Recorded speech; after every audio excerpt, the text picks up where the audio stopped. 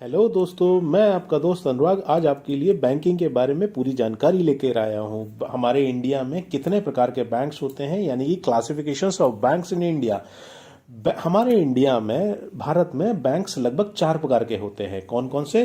पहला commercial bank, दूसरा small Finance bank, तीसरा पेमेंट बैंक और चौथा कोऑपरेटिव बैंक। अब कमर्शियल बैंकिंग क्या होती है, कमर्शियल बैंक्स में कौन कौन से बैंक्स आते हैं वो मैं आपको बताता हूँ। कमर्शियल बैंक्स में हमारे कमर्शियल बैंक्स की 4 प्रकार की होती है: public sector bank, foreign bank, private banks और आरआरबीज।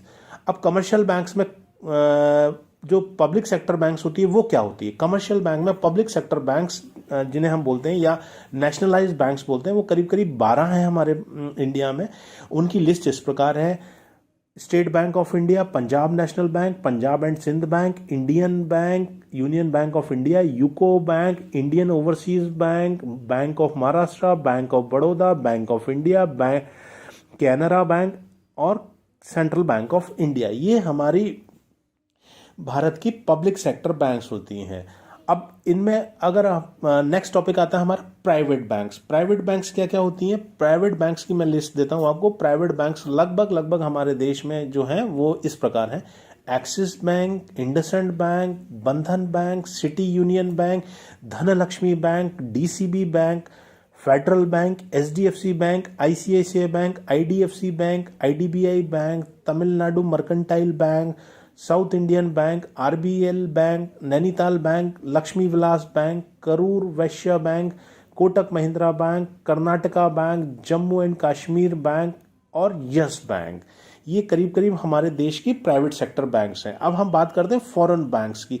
फॉरेन बैंक्स में अगर हम बात करें तो करीब करीब हमारे देश में 46 फॉरेन बैंक्स हैं। आप लोग चाहें तो मैं इनका कमेंट में बताइएगा, मैं आप लोगों को इनका नाम भी बता दूंगा। लेकिन फॉरेन बैंक्स के लिए मैं एक अलग से वीडियो प्रिपेयर कर रहा हूं, जो कि आपको पूरी फॉरेन बैंकिंग क्या होती है, कैसे होती है, वो आपको जल्द ही कुछ दिनों में ये वीडियो मिल जाएगा। अब इसके आगे अगर हम चलते हैं तो इसकी अब बात करते हैं स्मॉल फाइनेंस बैंक। हमारे देश में करीब करीब 10 स्मॉल फाइनेंस बैंक्स हैं जो इस प्रकार हैं: AU Small Finance Bank, Capital Small Finance Bank, ESAF Small Finance Bank, Equitas Small Finance Bank, Fincare Small Finance Bank, Ujjivan Small Finance Bank Limited, Utkarsh Small Finance Bank Limited, Suryoday Small Finance Bank Limited, North East Small Finance Bank Limited और Jana small Finance Bank limited. ये हमारे देश की small Finance bank हैं। इनको हम small Finance bank क्यों बोलते हैं, इसके लिए भी मैं आप लोगों को एक वीडियो बना के बताऊंगा कि इनको हम स्मॉल फाइनेंस बैंक क्यों बोला जाता है। बहुत जल्द आपको इसका एक बढ़िया और नया वीडियो मिलेगा। कमेंट करके बताएं और इसमें आप क्या जानकारी चाहते हैं। अब बात करते हैं हम पेमेंट्स बैंक की। इंडिया में अगर हम बात करते हैं, जो हमारा टॉपिक था चौथा पेमेंट बैंक का, इंडिया में अगर हम बात करते हैं पेमेंट बैंक की, तो पेमेंट बैंक हमारे इंडिया में लगभग 6 पेमेंट बैंक हैं जो इस प्रकार हैं: Airtel Payment Bank, India Post Payment Bank, Fino Payment Bank, Jio Payment Bank, Paytm Payment Bank और एनएसडीएल पेमेंट बैंक। ये हमारे इंडिया की 6 पेमेंट बैंक्स हैं। अब हमारा जो टॉपिक बचता है कोऑपरेटिव बैंक्स क्या होती हैं। अब बात करते हैं हम कोऑपरेटिव बैंक्स की।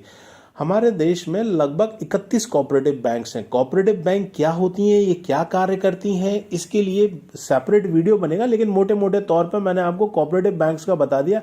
कोऑपरेटिव बैंक्स 2 प्रकार की होती हैं: एक अर्बन कोऑपरेटिव बैंक होती है, एक स्टेट कोऑपरेटिव बैंक्स होती है। इसके लिए पूरा वीडियो मैं बनाने की तैयारी कर रहा हूँ, जो आप लोगों को बहुत जल्द मेरे इसी YouTube चैनल पर आप लोगों को मिलेगा। धन्यवाद दोस्तों।